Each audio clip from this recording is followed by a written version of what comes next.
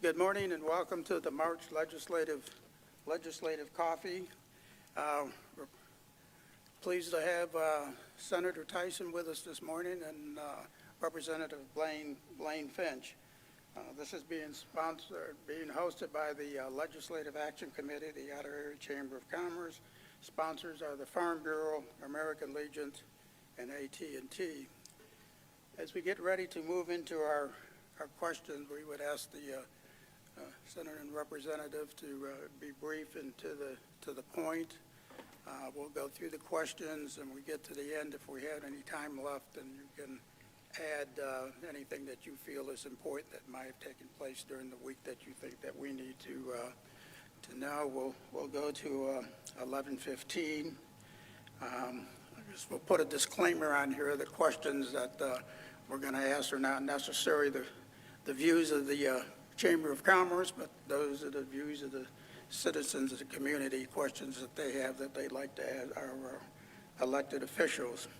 So I'll start off with the first question, and this will go to Senator Tyson.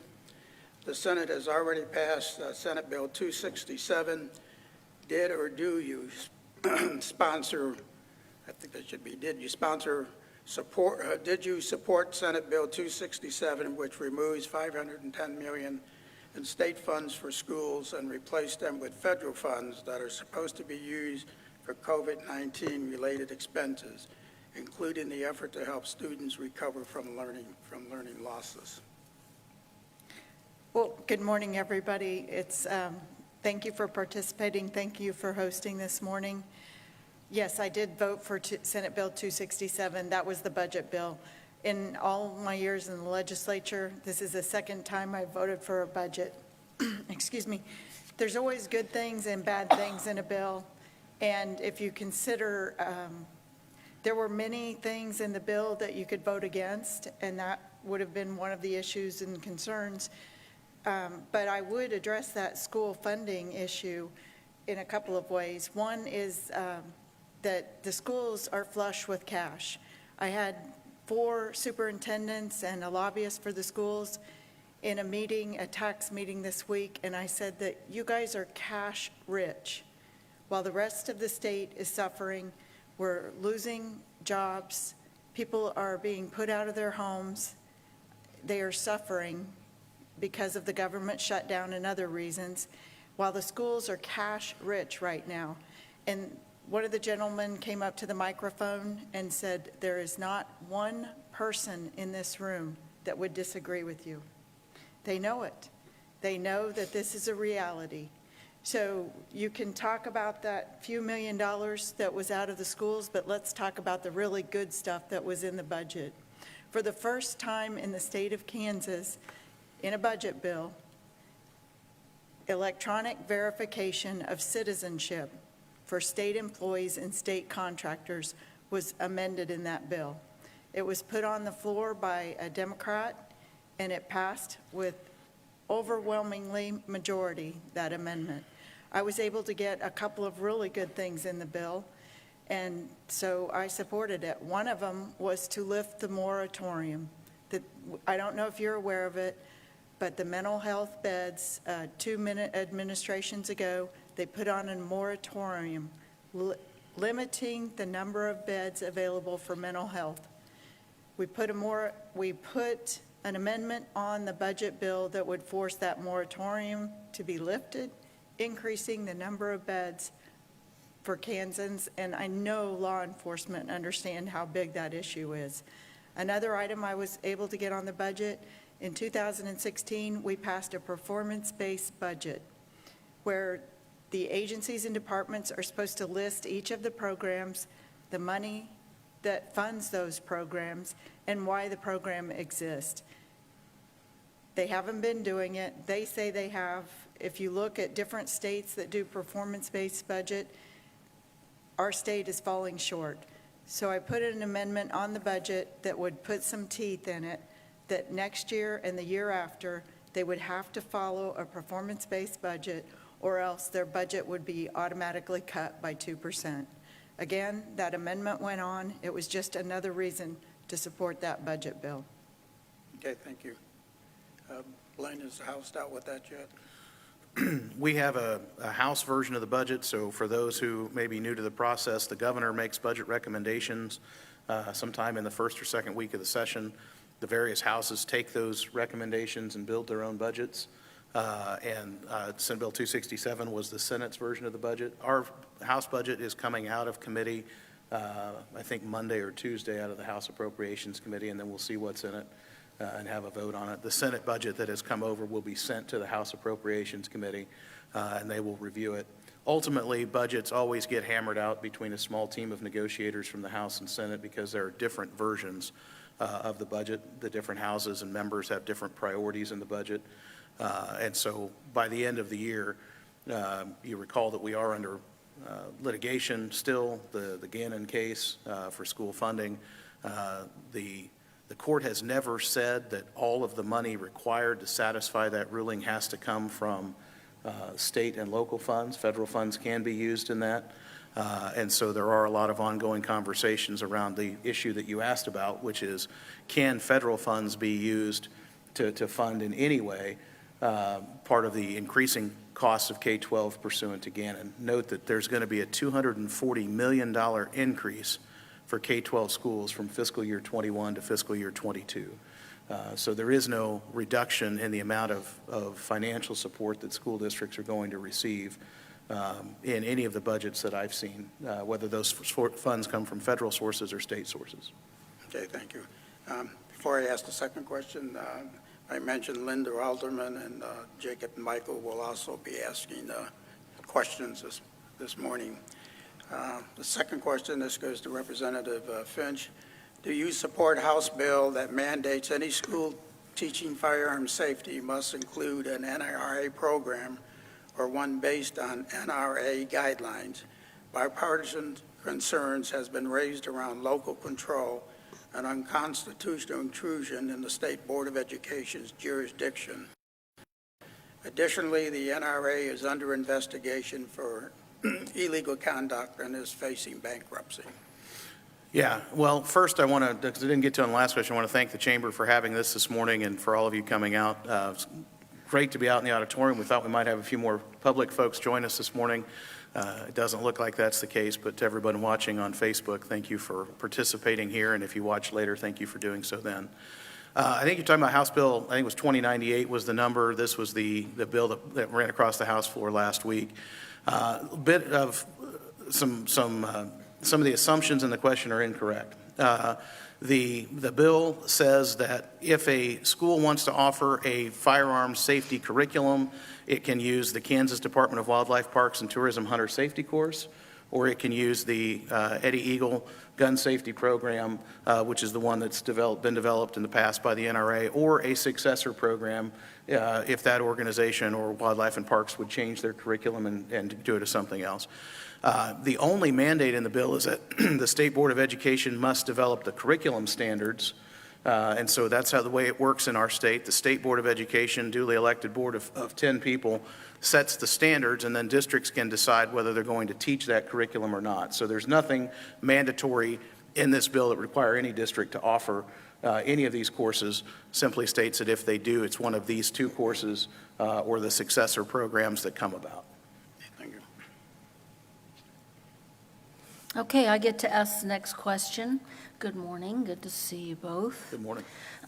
Our Secretary of State has pronounced the 2020 election as one of the safest and most valid elections ever held. Furthermore, voter turnout was exceptional. Our voting processes are already among the best in the nation.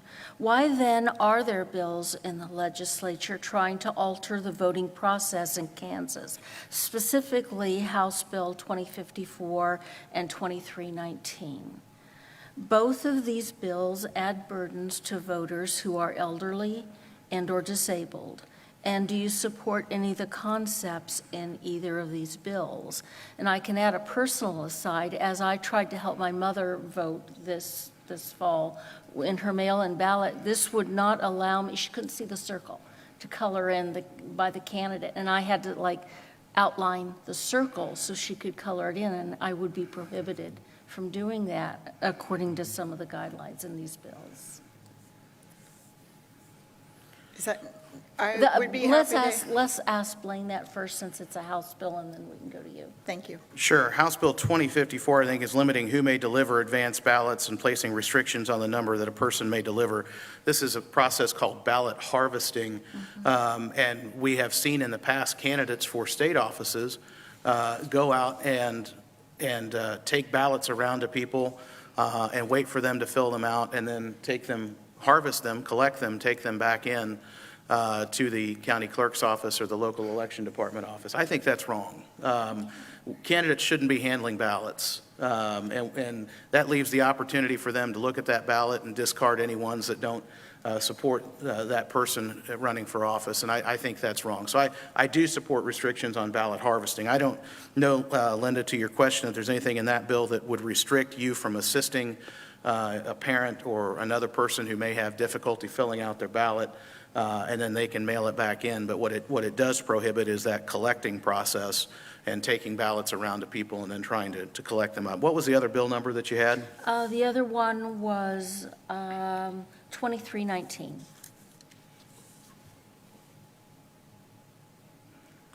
Give me just a second while I pull it up.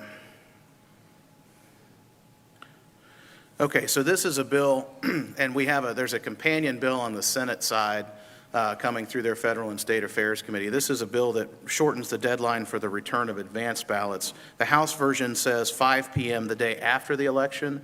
The Senate version, I think, says only on Election Day. So when the polls close, if the ballot's not been received, that's it.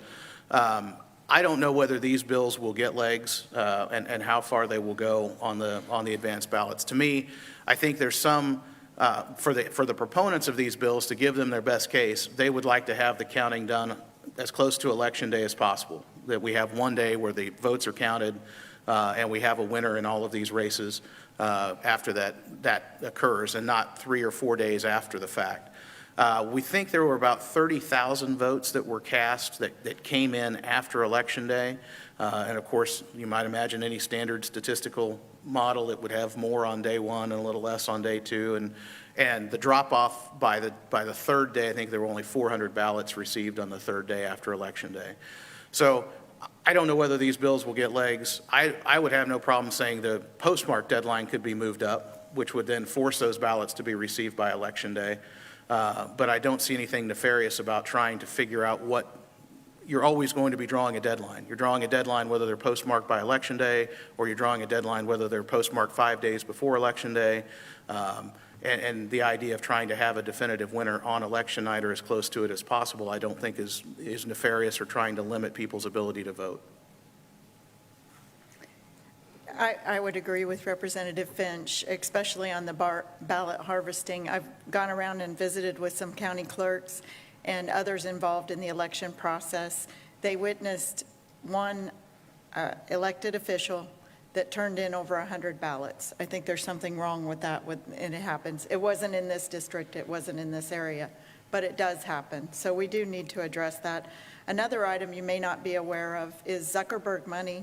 One of the founders of Facebook put millions of dollars in an account and formed a group to hand out grants for elections. We had over 20 counties in the state of Kansas that accepted that money. That means they filled out an application for this money that is out of state.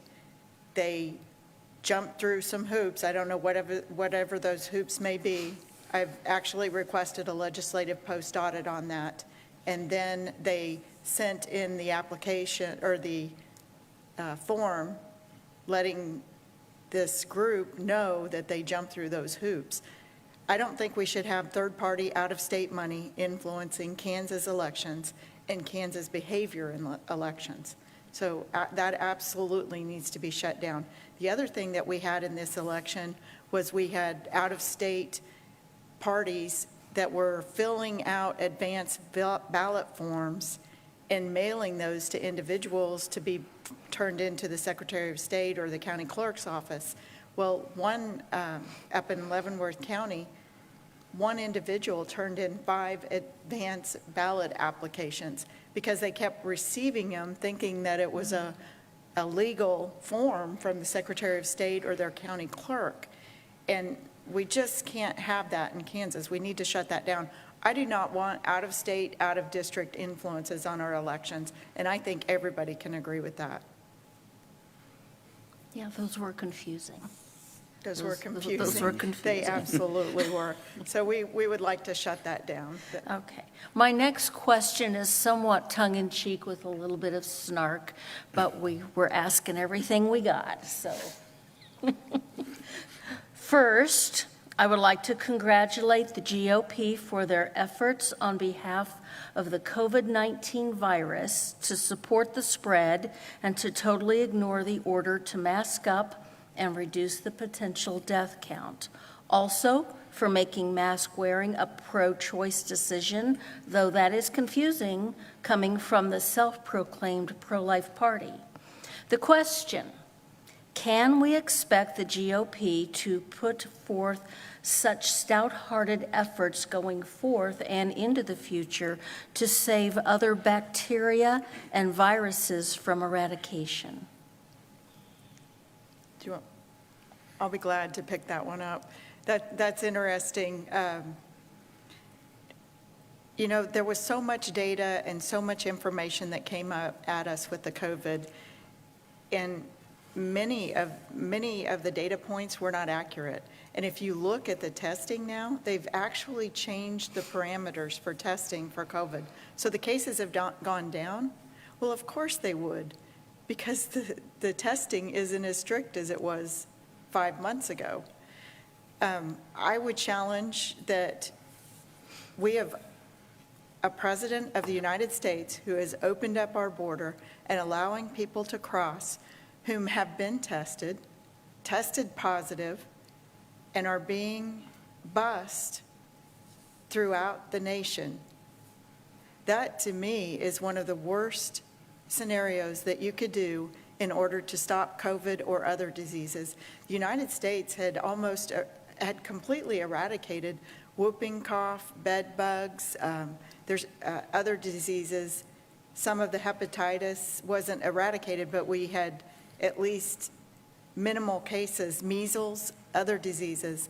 But since our border has been opened up and we are not following the law, those diseases and they have come back into the United States. It's something that we need to consider. This is not a partisan issue. This is a non-partisan issue, our health. But we have seen a new low in the United States. We have parties that are using health as a weapon to further their cause. That is the worst thing that we could do in our nation. Yeah, the tone of the question aside, I think it goes to one of the big problems that we have in political discourse today, and that is painting with a broad brush and preferring snark and sarcasm over serious conversation. This is a deadly serious pandemic. Over 500,000 people dead in this country due to COVID. And I don't treat it as a political issue. I have my mask. Those of you in the room know I wore it in here today. I wear it all of the time. My parents are both in the target range where COVID could be deadly to them. I care about them very much. I care about all of the people that I interact with and see, and I know that those of you in this room do as well. So trying not to take too much umbrage at the tone of the question, I would say that as a practical matter, from the very first days of this pandemic, I and my colleagues in House leadership have encouraged people to follow public health counsel, to wear masks, to socially distance, to follow the best advice that we had at the time to try to keep people safe and keep the spread of this disease down. I would also say that we went to great lengths. Unlike our Senate colleagues whose desks are automatically 6 feet apart, ours are not in the House. And if you think about it, from the time that the session started in January, on January 11th, our Speaker was hard at work weeks before that, setting up committee rooms, setting up the House chamber. We moved representatives into the gallery and caught much grief from several of them who didn't want to be in the gallery. They wanted to be down on the floor. We asked them to wear masks and to socially distance, to use sanitizer and take precautions and practice every pillar of infection control that the doctors at KU Med recommended to us as part of this process. And I'm proud to say that from that day to the day that the vaccines were made available and many people took them, we have not had a single outbreak of COVID in the Kansas legislature. And I think that speaks to the fact that we did take this seriously. We did try to protect people's health, not just members, but anyone who came into the building, and staff and others who didn't even have a choice about whether they were going to be there or not. I do think that the tone of the question is wrong and improper, and I think that many, many, many people in public life have taken this very seriously and tried to do the best that we can. Remember, when we started this, we had very limited knowledge about what this was and how it spread, and that's the process of science. We have learned more as we have gone along, and some of the things that were tried in the beginning would not be tried in the beginning if we knew what we know now. But we are doing the best that we can with the knowledge we have to keep people safe, and I would defend the track record that my colleagues in the House, and I think many in the Senate, have tried to enact to try to keep people safe. Yeah, and I would add to that, it's not just COVID, it's the flu and other diseases too that we need to be cautious of, so, Like we learned in kindergarten, wash your hands. yeah, that's simple, yeah. So kind of on the same lines then, did you get vaccinated, and do you plan to tell your constituents that you did or did not receive the COVID vaccine?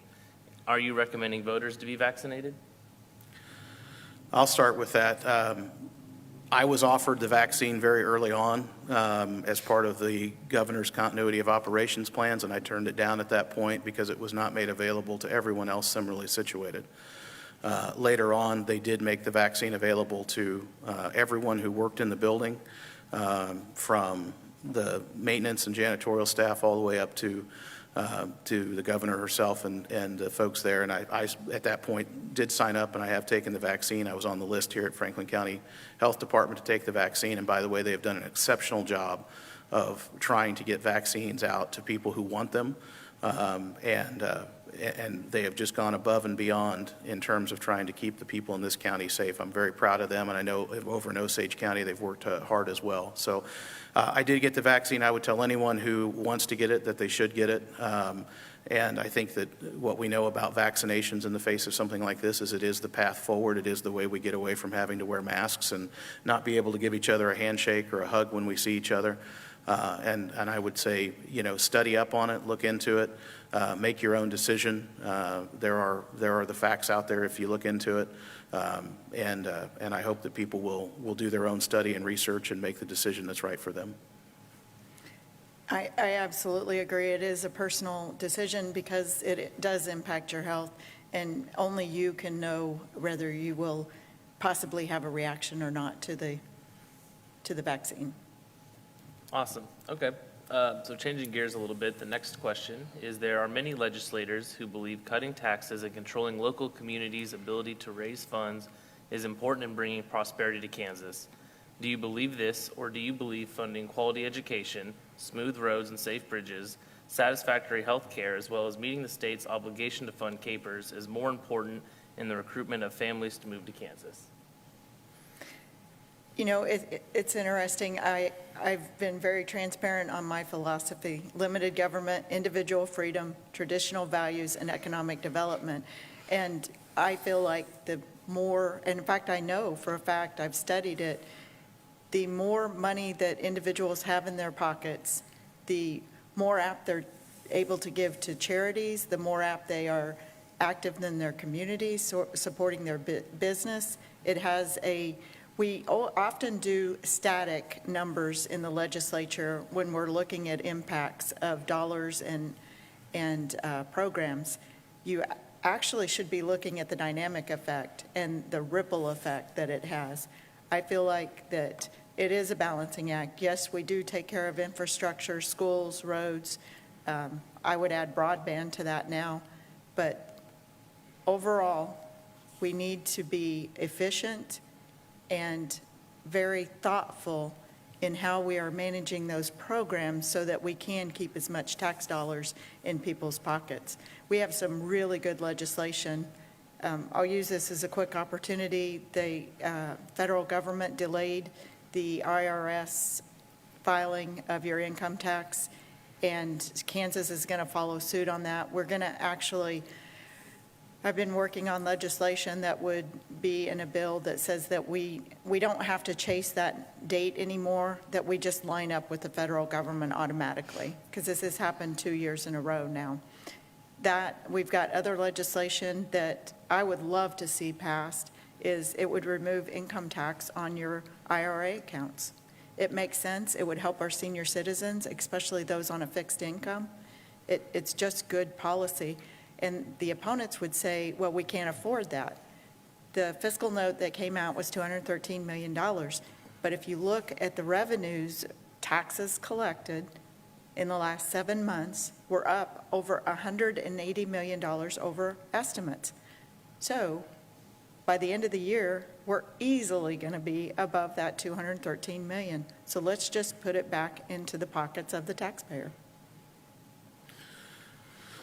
Yeah, Jacob, as I understood the question, it started out kind of about local units, is that right? And, you know, I want to clarify that Senate Bill 13, which Senator Tyson championed in the Senate and which we passed in the House, lifts the local tax lid and allows local units to make those taxing decisions with one caveat, that they just be transparent and notify people if their taxes are going to go up.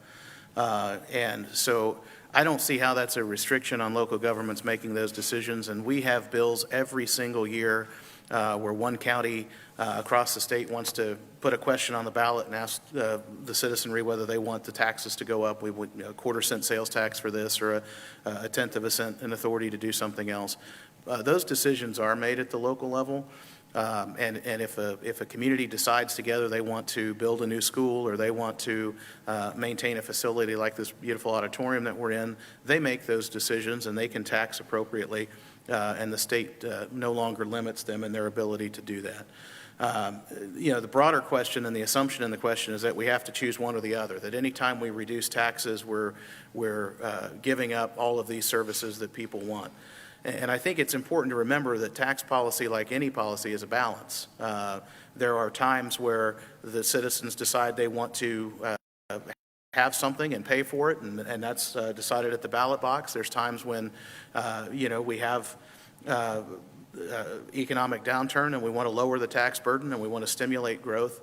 And that is the study of economics and how tax rates affect the business cycle. So I personally think that part of the problem we have today is when we talk about anything related to a reduction in tax revenue to the state, there is a certain contingent that runs around with their hair on fire as though we're trying to cut every state service and have no money in the bank, and that's not true. There are decisions that were made in 2017 at the federal level that affect Kansas income taxpayers and what they pay in state income tax, and I think those decisions should be made at the state level by state legislators, not by congressmen and women and U.S. senators in D.C. making those decisions for our taxpayers. But to even suggest that starts this whole conversation about how we're entering into some sort of reckless tax experiment and taking money away from critical state services. State services are funded. Schools are funded. Schools make up the majority of the budget, and the court says they are adequately funded at this time, provided we continue on this path. As the senator said, state revenues have exceeded projections. The money is there to take back the authority for Kansas to decide its tax policy and not affect the funding of all of those services. And people who tell you otherwise are using fear tactics to keep from engaging in the conversation where it should be engaged. That is, do we want Kansas tax policy set by Washington, D.C., or do we want that set here by people in Kansas? Thank you. The transgender bill passed the Senate this week. Do or did you support the bill which requires athletes to participate in sports as designated by their birth gender? The Senate did debate that bill, and I did vote for it.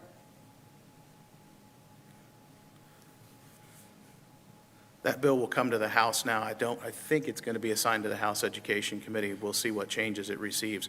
Every year there are bills that are highly scrutinized and that people watch on both sides. They get a lot of headlines. This is probably going to be one of those bills this year, but it's still a long way to go in the process. And so we don't know what it will look like after it comes out of the House committee and if it goes to the House floor. So we'll take a look at it and see what's in it when it gets there. I know the Senate already made changes to the original version, and we'll see if there's more changes on the House side. I guess a follow-up to that would be, do you know how many transgenders would be affected by this bill? I think during the debate, it was less than 30 in the state of Kansas. I'm not sure, but it did come up during debate. Yeah, and the opposite question would be, how many females would be impacted by this bill if it doesn't pass?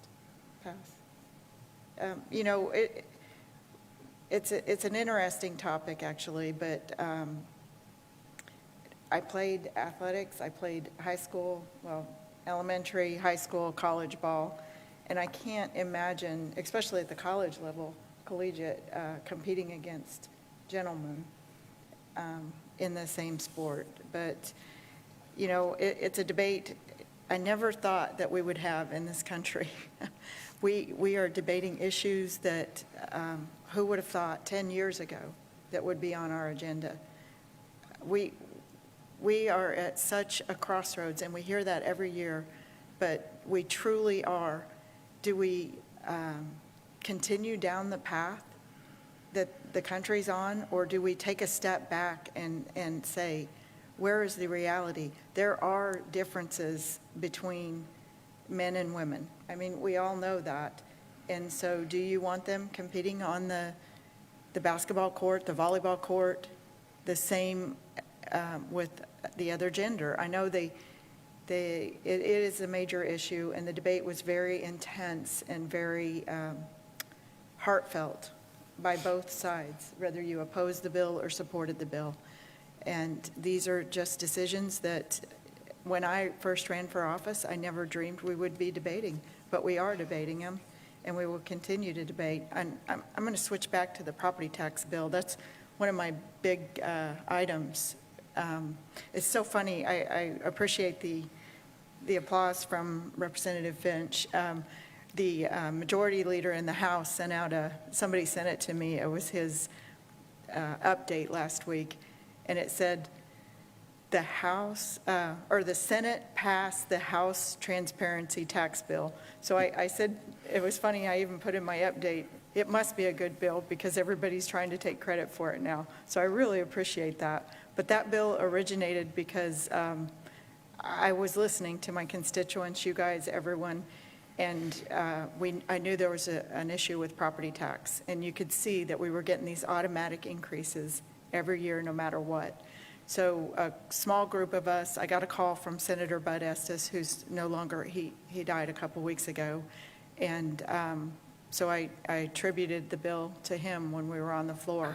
But he did call me, his family got engaged, and we talked across the state trying to find solutions.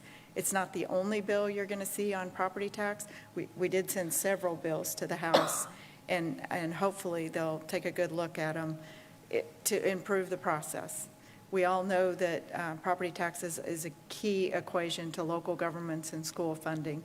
And so we just need to make sure that the process is transparent and that we have the best possible outcomes that we can. I know one of the bills the Senate will be working in the tax committee this week is it's called the Golden Years. It would put a freeze on property tax via an income tax rebate for low-income seniors and disabled veterans.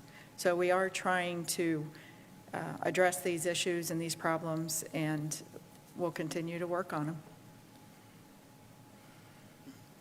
Okay, thank you. Next question.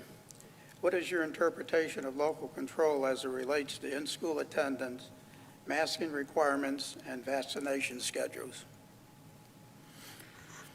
I can start on that one. We passed both chambers actually passed the latest update to the Kansas Emergency Management Act this week, and affecting all of those areas.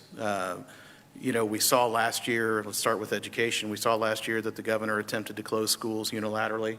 And fortunately, thanks to work that we had done in House Bill 2016, that decision had to be vetted by the State Board of Education, which the Constitution gives general supervisory authority over the schools of the state to the State Board. And they said no. On a 5-5 vote, they rejected the governor's unilateral closure of schools. I certainly would argue that was not local control. And so this bill contains provisions that only local boards of education can close local schools, and provides a mechanism, if they do so, for any party who is aggrieved to request a hearing to challenge that closure. I think that is closer to local control and the ability for local school boards to make those decisions. If you look in the Constitution, the State Board has general supervisory authority. Local boards have specific authority for the maintenance and operation of schools around the state, and that's probably the right level to make the decision on whether or not schools will be closed or open at any given time. And once the board last year rejected the governor's unilateral attempt, you'll note that many school districts did make their own decision. They did exercise local control. Some delayed a couple of weeks, some delayed more, some started right away, but they did exercise local control on that. As to masking, right now there's a statewide mask mandate in effect. That will go away on March 31st. That was another part of the bill. All of the executive orders will go away. They may be reissued after that, and then they may be subject to review by the legislature if we're in session, or a group of legislative leadership called the Legislative Coordinating Council if the legislature is not in session. We also retain the provision that counties may opt out of a statewide order if they believe that a different order is appropriate for their area, and I do believe that is local control, and that is probably appropriate. I think that we talked earlier about COVID generally. I think one of the things that was done poorly was communication on public health matters. I think that for the most part, if you give people the facts and show them that doing a certain thing will help protect them and the people they love from disease, they will do it. Kansans are a smart lot. They want to take care of each other. That's kind of in our DNA as Kansans. And I think that the communication often has been wrong, and mandating things has backfired as people have tried to resist those mandates. So that notion of local control that's in our work all the way back to the work we did in March of last year, I think is important on masking. And then on vaccinations, that is a decision best left to the individual as to whether or not he or she will go and get a vaccine, especially one here. This is still not fully authorized. This is emergency use authorization from the FDA for all 3 of these COVID vaccines that are out there right now. And those are decisions that carry risk, and those decisions should be made by an individual after consultation with their physician or healthcare provider, and made up after they have assessed the risks and not mandated by the state or local government. What was the question again? I apologize. What is your interpretation of local control as it relates to in-school attendance, masking requirements, and vaccination schedules? My interpretation of local control? Yes, your interpretation of local control. Well, I think that the school board should be in control, and that the more local the decision, the better. That would be my interpretation.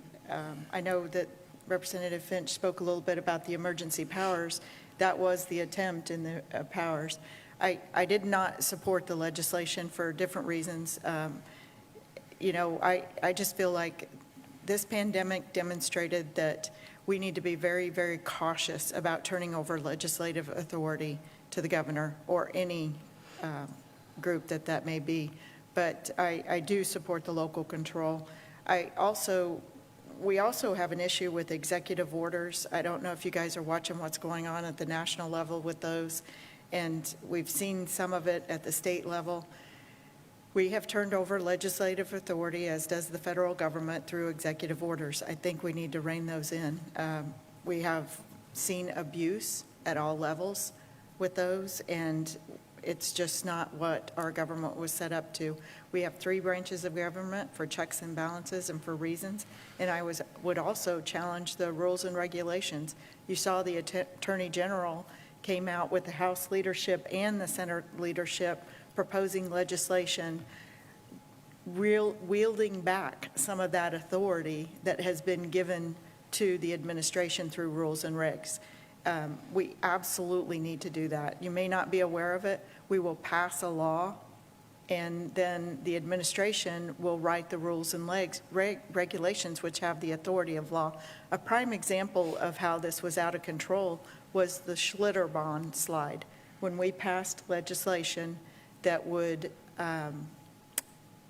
give the authority for the Department of Labor to write rules and regs on the water slides throughout the state of Kansas for inspections. Well, very few legislators anticipated that the Department of Labor would emergency action those rules and regs and shut down almost every water slide in the state of Kansas. Local hotel slides, everything. That wasn't the intent of the legislation, but that's where it went through rules and regs. So that's just an example of how we need to have legislative oversight and be able to rein it back in when the rules and regs aren't of the intention of the legislature. You mentioned executive orders. I did. Why do you think we have executive orders? Why are there so many executive orders? I think that there's somewhat of an abuse of executive orders going on now, especially at the federal level. That's not what the intent was for. They are using them now to override or supersede legislative authority, and it just, that's not what they should be used for. They were, I think that we need to take a close look at that at the state level also. We saw so many executive orders during the pandemic, and what was interesting, like one of them was right before Easter, was to close down the churches. It deemed not constitutional, she wasn't able to do it, but she did attempt to do it through executive orders. Then another holiday comes up, 4th of July, executive order on statewide mask mandate. If the legislature wouldn't have put in place oversight, there would have been a statewide mandate for masks. Instead, each local unit of government, the commissioners, the schools, they decided whether they wanted that mask mandate or not, and it worked much better. I know I live in a county that there was no mask mandate. Other counties, like Franklin County, there was a mask mandate. When we would come up to do our grocery shopping, we would put our mask on and be respectful of the laws and the selection of that local government. And it worked best for the state of Kansas.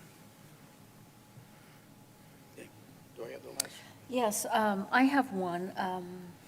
76% of the people of Kansas, that's the latest figure I have, support Medicaid expansion.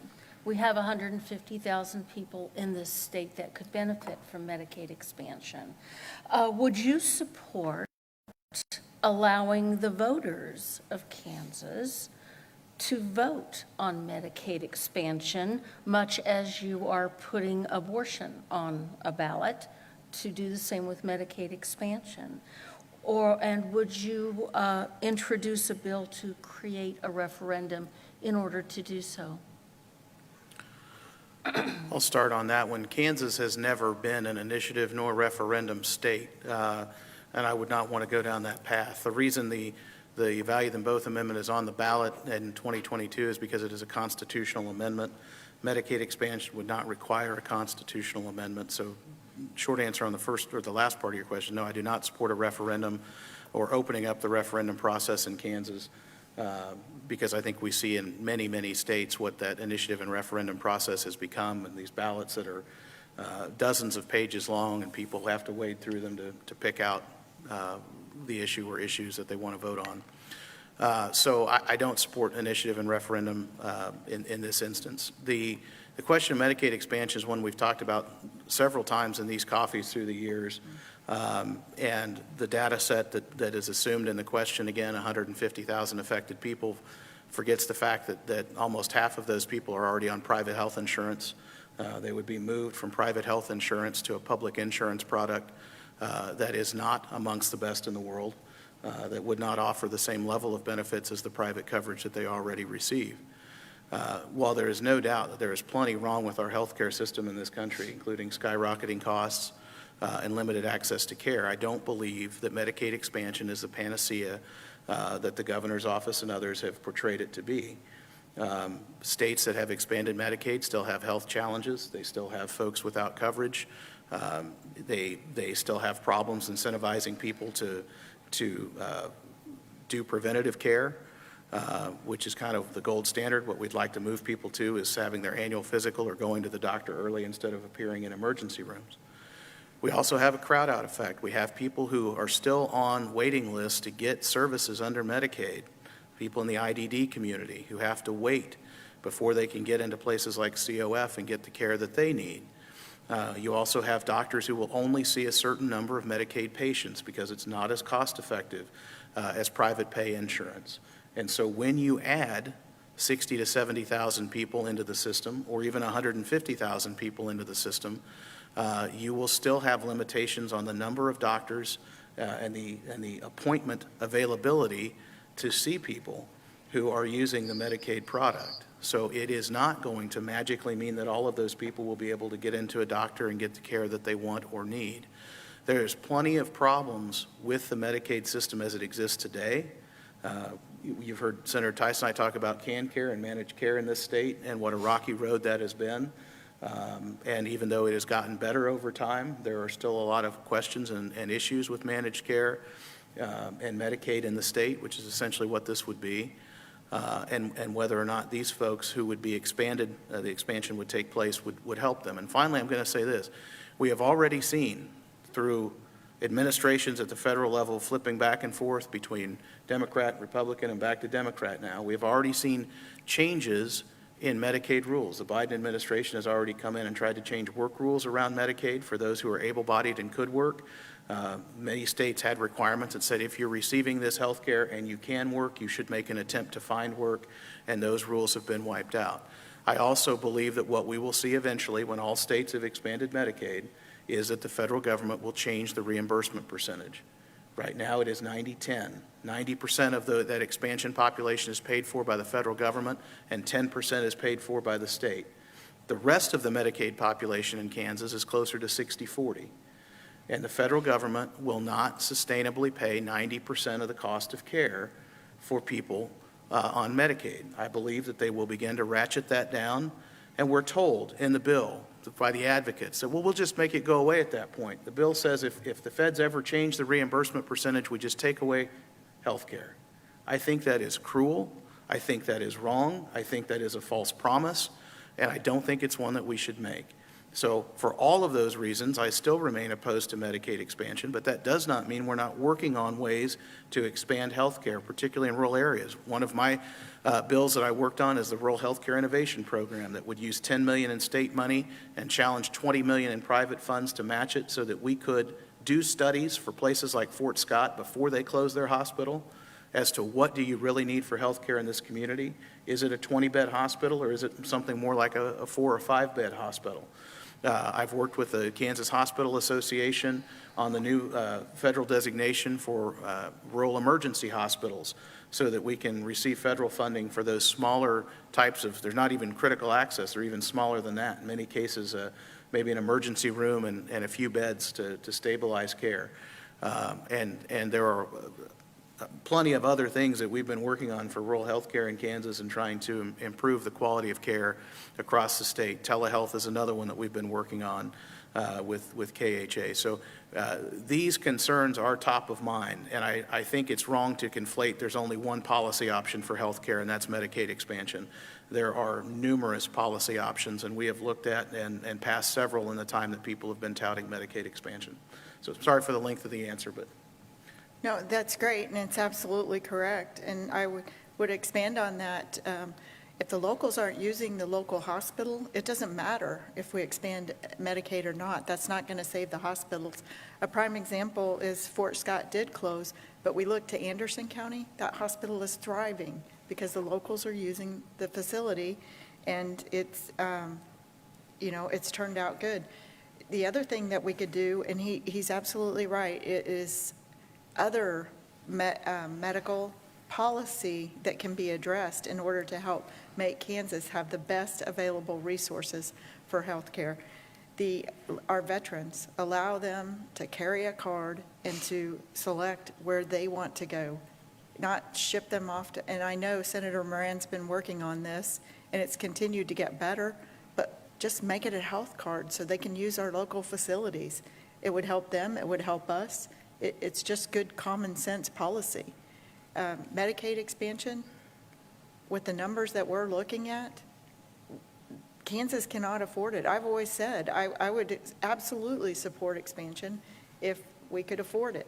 But we keep getting this blanket of accept all or nothing, and it's just not possible for the state. And we can look to other federal programs. This one started out 100%. And as he said, we're at a 90-10% match now. You just know that number's going to decrease. And we're not talking just hundreds of millions of dollars. We're talking billions of dollars in Medicare or Medicaid expansion. So it is a major issue. I just, the soundbite, don't believe the 30-second soundbite. Do your homework and know what the facts are. And I would say we had a really good study, I think it was last session, if not, it might have been the immediately preceding. Kansas Health Institute came out with a study, and that's where a lot of the numbers come from about who's on private pay and how many people would be transitioned from private pay insurance to Medicaid under Medicaid expansion. So I'd encourage you to check out a source like the Kansas Health Institute and their work on this issue. Don't just take it from us. As the senator says, do some homework on it and don't believe the sound bites. Yeah, and I would add to it on the abortion, the question's never the question. I know that it is an abortion question on the ballot, on the Constitution.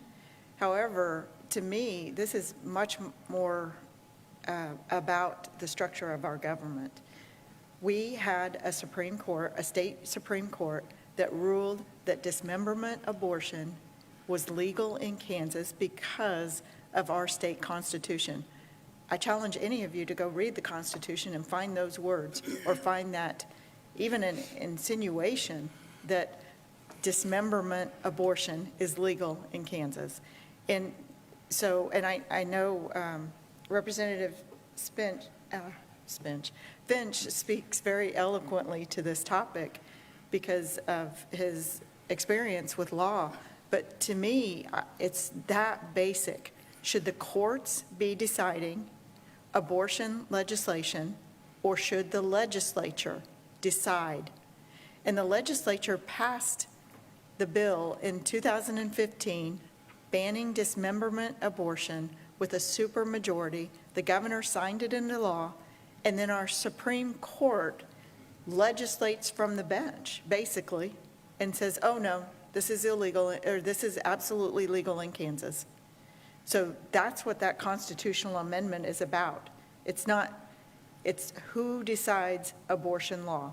Do the courts decide it, or does the legislature decide that? When we have a court that is overstepping their boundaries as much as they are, this is one statement that will rein them in and say, please stop legislating from the bench. Okay, do we have any more questions? Anybody have any follow-up questions, anything that they want to ask?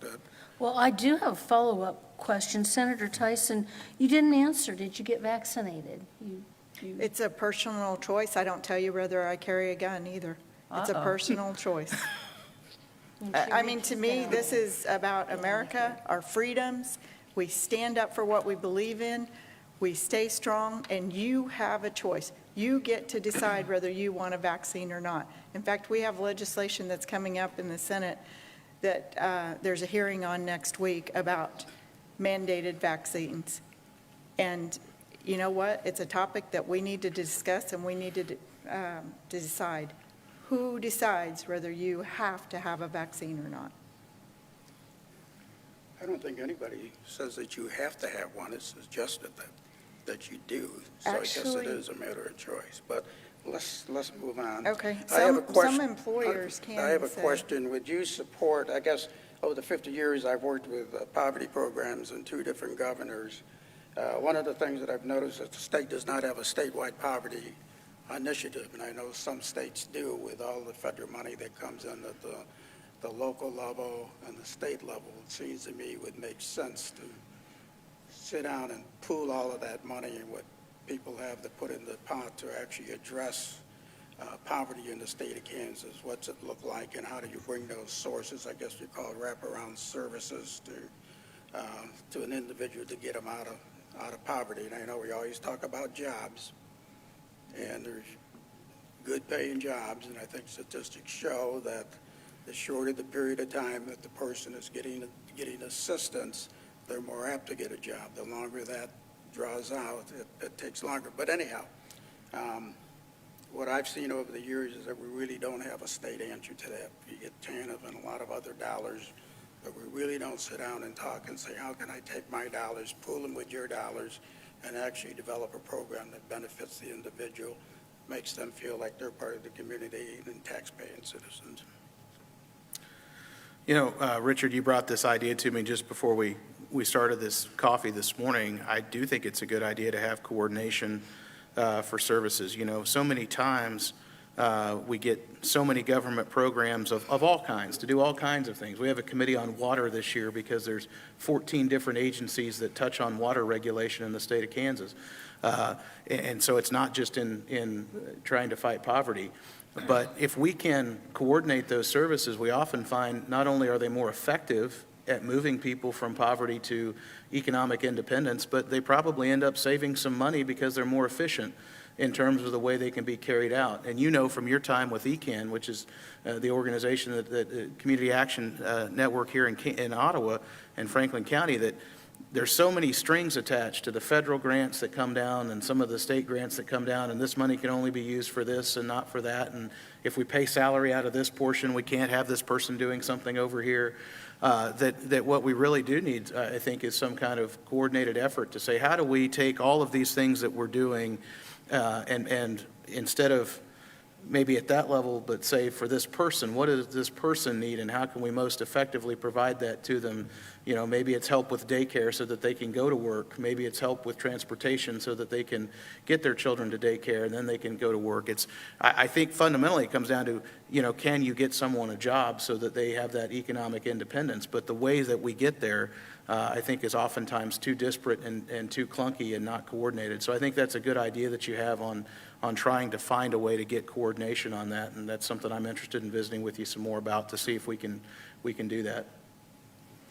Yeah, I think that's absolutely correct. In fact, the performance-based budgeting that I spoke of earlier, one of the things that it would do is allow the legislators to see programs that might be duplicate or might have interlocking or interactivity that could create those efficiencies and help individuals. So that is an excellent idea, and one I hope that the legislature can help act on. We hear about the jobs. I just spoke to somebody. Unemployment is a major issue in this state. Whether you're the person that can't receive because of the system being broken or somebody that has identity theft as a result. But I've been working diligently on that, especially behind the scenes. There's many people working on it, but one of the items that I have been told, and I think this was announced publicly, that there's over 50,000 jobs in the state of Kansas right now that pay over $15 an hour that aren't being filled because we're competing against unemployment, and people, understandably, they're being paid more to stay home now than to actually go to work. So we just need to make sure that the system, right now, it's just out of control. And I know that COVID is the reason that everybody says that this happened, but what I think what it did was it demonstrated holes in our system, and we need to work on it. The House passed legislation, they sent it to us. That's the legislation that I am working on, especially the IT portion of it. It was too much. It was an attempt to force the administration to fix a broken system. And I understand why they were trying to do that. But with the language that was included in the bill, it would also box in the administration to if they found a solution. And this is just because of my IT and software background. I don't think we should put that type of stuff in legislation. So we're working to draw out the language to make it a better process so that we get better results more quickly. There is an oversight committee in there, and we'll expand on that. The other thing that I would say, I would come back to the vaccines. He said he didn't know of any mandates.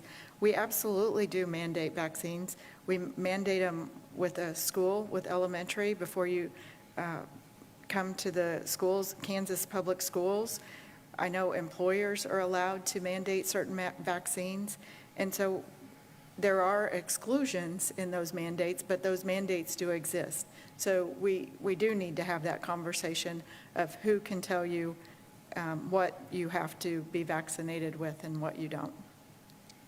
Okay, we still have a little bit of time left. If you want to bring up anything that we didn't touch that you think is important, we'll start with Representative Finch. Just Representative Finch, but Maybe. two things happened this week that didn't get a lot of press, but I think are pretty important. The House passed the Kansas Promise Act, which is a bill that we've been working on for a couple of years now, modeled after a Tennessee program that would allow any Kansas high school graduate to go to a community college or tech or trade school in Kansas for free if they commit to staying in Kansas for 2 years and working here for 2 years after graduation. If they don't, then it becomes a loan that they have to pay back.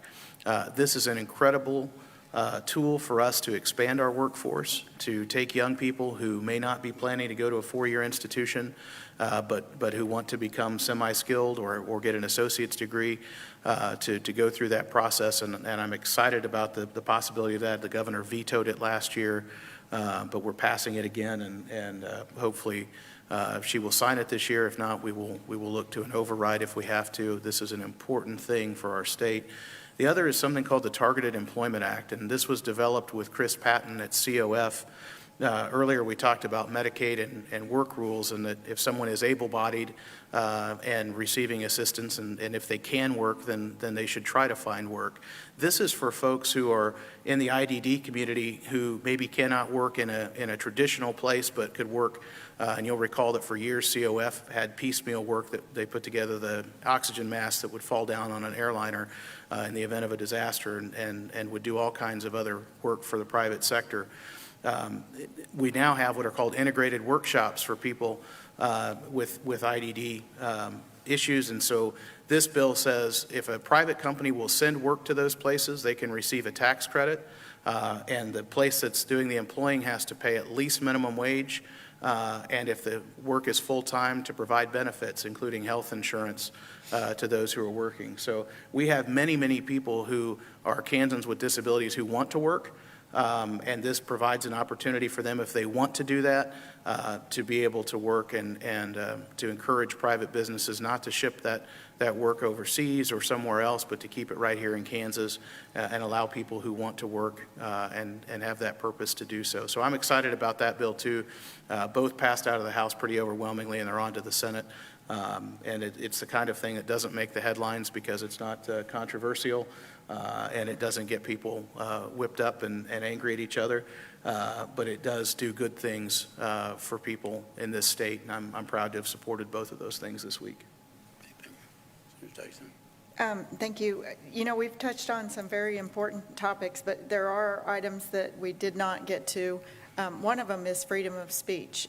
I know that you guys are aware of the online social medias that are one of my accounts has been flagged, and I haven't even posted for over a year and a half, and there's nothing controversial on it as far as that should be shut down for or monitored. So there is going to be a Senate bill. There's going to be a hearing on it that would address these online corporations that feel like they can limit our speech. They should not be able to do that. And so that's one of the important things. There's many important things, though. I don't want to, we touched on elections and health care, other items, but tax. It was briefly mentioned by Representative Finch, the separation. The federal government in 2017 passed tax cuts, but inadvertently those tax cuts resulted in a tax increase in a few Kansans, actually many Kansans, because they can no longer itemize on their state income tax return. We have Senate Bill 22. It was amended on the floor to the point where a fiscal note is not reasonable, and that's coming from a conservative Republican. So the House has taken another direction, which I greatly appreciate and look forward to working with them. You know, I was at a coffee a couple weeks ago, and a statement was made that basically the Senate sends shoddy work to the House. And you know what? I took the approach, and I wholeheartedly agree with this. We both have different pieces of legislation, different sets of eyes looking on it, but that's why the state of Kansas has 2 chambers and a governor, so that you do have those chances to make it the best possible legislation working together. And oftentimes, the original idea is very difficult to put together, and it's easier to look at it as a second set of eyes. But I very much appreciate the work that the House sends us, and I appreciate what we send to the Senate. And it's even better when we can improve on that legislation, either chamber, whichever chamber it is. And so working together, I think we can get the best possible results for Kansas. And I want you to know that we are working very diligently for you. I know Representative Finch, and I will say, may not be senator, but it is Speaker Pro Tem Finch. So myself, we put in many, many hours. I was at the Capitol, I think, before 6:30 a.m. most this week, just because this unemployment bill is so important and other bills are important. And I would also say kslegislature.org. You can follow us, you can track, you can watch the committee meetings, you can watch online debate. I encourage you to engage. All the bills are listed there. You can see the votes and what activity, what path it's taking. So please engage. We are a government of the people and for the people, and that means all of us. So thank you. Would you give your numbers where people can call you if they have a question? Sure. Yeah. The phone number for my office is 785-291-3500, and my email there is blaine.finch@house.ks.gov. If you go to that kslegislature.org website, you can find all of us and our emails and phone numbers there. The other thing I would suggest is there's a Kansas Legislature YouTube channel. If you want to watch committee meetings live or watch the floor proceedings in either chamber, you can watch them there. So check that out. Thank you. And those links to the YouTube are on kslegislature.org. You can find them there also. My phone number at the office is 785-296-6838. I also give out my home number. People apologize for calling the house, but I want to be accessible. And I will warn you, my voicemails fill up pretty quickly because I do give those numbers out. But it is 913-898-2366. Also, my email is karen.tyson@senate.ks.gov. So caryn.tyson@senate.ks.gov. Okay, Senator Tyson, Representative Finch, we thank you for the work that you do on behalf of the state and behalf of the Ottawa community, and we thank you for being here this morning and answering our questions. And that concludes the March Legislative Coffee. Watch your newspaper, listen on COFO for when the April Legislative Coffee will take place. Thank you.